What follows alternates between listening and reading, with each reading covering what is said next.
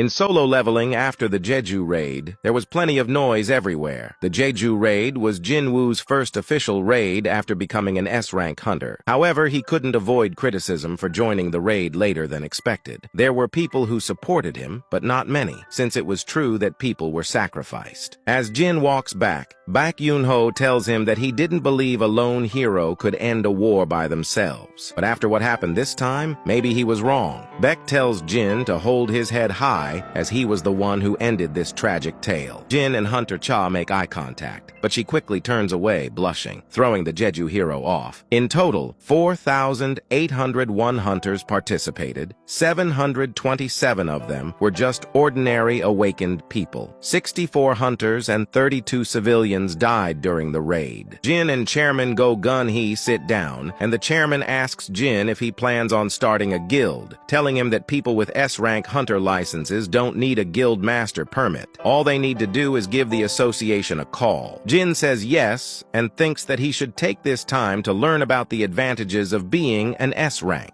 But before he can say anything, Gun-hee asks if he put some sort of barrier on Jeju Island. This confuses Jin. However, the chairman explains that there was an incident of people passing out when they went to take care of the ants and collect magic crystals. Jin tells the chairman that he didn't do anything like that and asks what the people said afterward. Gun-hee tells him that they couldn't remember anything that happened before they passed out at all, and they don't even know if they were attacked by magic or not. One of the chairman's personnel interrupts and tells him that the guest has arrived earlier than normal. The chairman thanks Jin for his time before excusing himself, and Jin thinks he should head back too. As Jin gets to his vehicle, a man asks if he is Sung Jinwoo, introducing himself as Senior Agent Adam White from the United States Bureau of Hunters. He tells Jin that he came by the office but was unable to find him, so he had to come to the funeral. In this moment, Jin remembers Jin-ho telling him about a foreigner. Jin asks why he wants to meet with him, and Adam responds that there is some information he wants to give to the hunter. He tells Jin that he won't hear this information from any other country or institute that exists. The hero hunter asks why he's willing to give that kind of information to him, and Adam says there's even a benefit to them by revealing information only to certain people. He tells Jin that he was originally the only one to meet him, but the deputy director was touched by the Jeju raid and would like to meet in person, saying it's a rare case and the deputy director will tell him the rest. He adds that he prepared a car not far from here and asks if Jin would like to meet him.